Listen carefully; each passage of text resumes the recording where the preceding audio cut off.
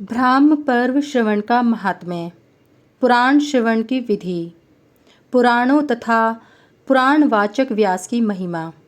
सुमंत जी ने कहा, राजन, भविष्य पुराण के इस प्रथम ब्राह्म पर्व के सुनने से मानव संपूर्ण पापों से मुक्त हो जाता है तथा सहस्त्रों अश्वमेध, वाजपेय एवं राजसूय यज्ञों, सभी तीर्थ यात्राओं, वेदाभ्यास तथा पृथ्वी दान करने का फल प्राप्त होता है।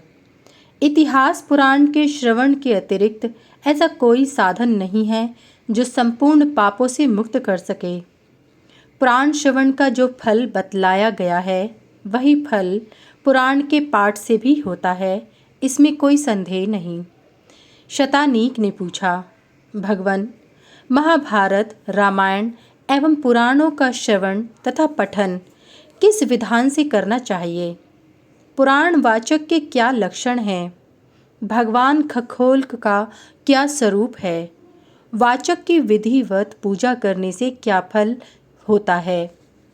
पर्व की समाप्ति पर वाचकों को क्या देना चाहिए? इसे आप बताने की कृपा करें। सुमंतु जी बोले, राजन, आपने इतिहास पुराण के संबंध में अच्छी जिज्ञासा की है। महाबाहो, इस संबंध में पूर्व काल में देवगुरु बृहस्पति तथा ब्रह्मा जी के मध्य जो संवाद हुआ था उसे आप श्रवण करें। मानव विशेष भक्ति पूर्वक इतिहास और पुराण का श्रवण कर ब्रह्म हत्या आदि सभी पापों से मुक्त हो जाता है। पवित्र होकर प्रातः, शाम तथा रात्रि में जो पुराण का श्रवण करता है उस व्यक्ति से ब्रह्मा, विष्णु तथा महेश संतुष्ट हो जाते हैं। प्रातः काल भगवान ब्रह्मा, श्याम काल विष्णु और रात्रि में महादेव प्रसन्न होते हैं। राजन, अब वाचक के विधान को सुनिए। पवित्र वस्त्र पहनकर शुद्ध होकर प्रदक्षिणा पूर्वक जब वाचक आसन पर बैठता है तो वह देव स्वरूप हो जाता है। आसन न बहुत ऊंचा हो न बहुत नीचा। वाचक के आसन की सदा वंदना की जानी चाहिए। वाचक के आसन को व्यासपीठ कहा जाता है। पीठ को गुरु का आसन समझना चाहिए। वाचक के आसन पर सुनने वाले को कभी भी नहीं बैठना चाहिए। देवताओं की अर्चना करके विशेष रूप से ब्राह्मण की पूजा करनी चाहिए। सभी समागत व्यक्तियों को साथ में लेकर पुराण ग्रंथ वाचक के लिए प्रदान करें। उस ग्रंथ को नतमस्तक होकर प्रणाम करें, तब शांत चित्त होकर श्रवण करें। ग्रंथ का सूत्र धागा वासुकी कहा गया है। ग्रंथ का पत्र भगवान ब्रह्मा, उसके अक्षर जनार्दन, सूत्र शंकर तथा पंक्तियां सभी देवता हैं। सूत्र के मध्य में अग्नि और सूर्य स्थित रहते हैं। इनके आगे सभी ग्रह तथा दिशाएं अवस्थित रहती हैं। शंकु को मेरु कहा गया है। रिक्त स्थान को आकाश कहा गया है। ग्रंथ के ऊपर तथा नीचे रहने वाले दो काष्ठ फलक ध्यावा पृथ्वी रूप में सूर्य और चंद्रमा हैं। इस प्रकार संपूर्ण ग्रंथ देवमय है और देवताओं द्वारा पूजित है। इसलिए अपने कल्याण की कामना से इतिहास, पुराण आदि श्रेष्ठ ग्रंथों को अपने घर में रखना चाहिए। उन्हें नमस्कार करना चाहिए तथा उनकी पूजा करनी चाहिए।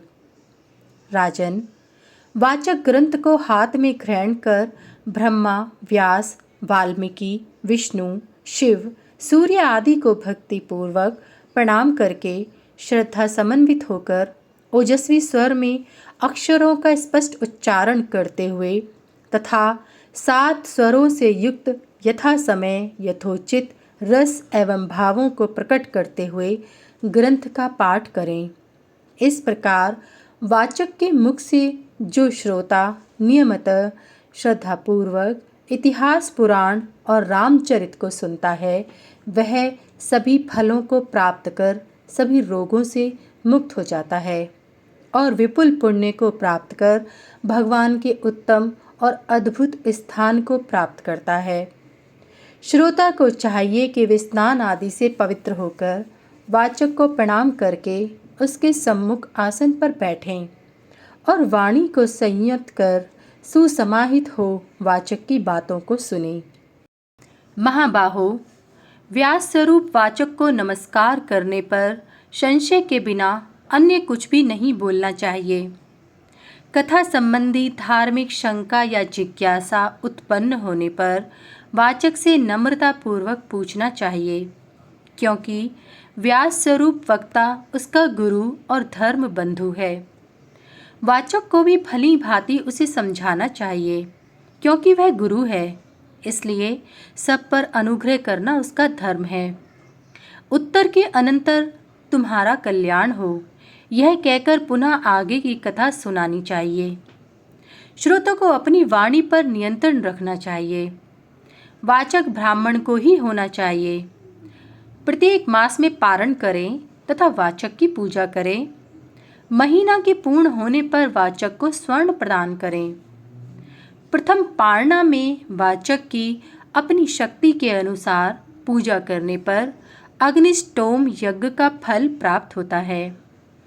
कार्तिक से आरंभ कर आश्विन मास तक प्रत्येक मास में एक एक पारणा पर पूजन करने से क्रमश अग्निष्टोम, गोसव, ज्योतिष्टोम, सौत्रामणि, वाजपेय, वैष्णव, माहेश्वर, ब्राह्म, पुंडरीक, आदित्य, राजसूय तथा अश्वमेध यज्ञों का फल प्राप्त होता है। इस प्रकार यज्ञ फलों की प्राप्ति कर वह निसंदेह उत्तम लोक को प्राप्त करता है। पर्व की समाप्ति पर गंध, माला, विविध वस्त्र आदि से वाचक की पूजा करनी चाहिए। स्वर्ण, रजत, गाय, कांसे का दोहन पात्र आदि वाचक को प्रदान कर कथा श्रवण का फल प्राप्त करना चाहिए। वाचक से बढ़कर दान देने योग्य सुपात्र और कोई नहीं है, क्योंकि उसकी जिह्वा के अग्रभाग पर सभी शास्त्र विराजमान रहते हैं। जो श्रद्धा पूर्वक वाचक को भोजन कराता है, उसके पितर 100 वर्ष तक तृप्त रहते हैं। जैसे सभी देवों में सूर्य श्रेष्ठ है, वैसे ही ब्राह्मणों में वाचक श्रेष्ठ है। वाचक व्यास कहा जाता है। जिस देश, नगर, गांव में ऐसा व्यास निवास करता है, वह क्षेत्र श्रेष्ठ माना जाता है, क्योंकि वहाँ के निवासी धन्य हैं, कृतार्थ हैं, इसमें संदेह नहीं है। वाचक को प्रणाम करने से जिस फल की प्राप्ति होती है, उस फल की प्राप्ति अन्य कर्मों से नहीं होती।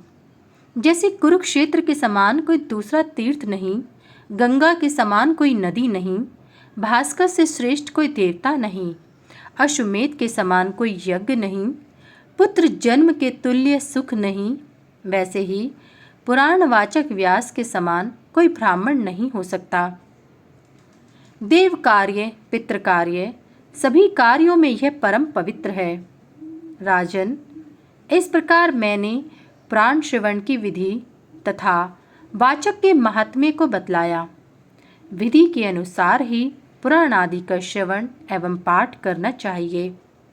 स्नान, दान, जप, होम, पितृ पूजन तथा देव पूजन आदि सभी श्रेष्ठ कर्म विधि पूर्वक अनुष्ठित होने पर ही उत्तम फल प्रदान करते हैं। भविष्य पुराणांतर्गत ब्राह्म पर्व संपूर्ण।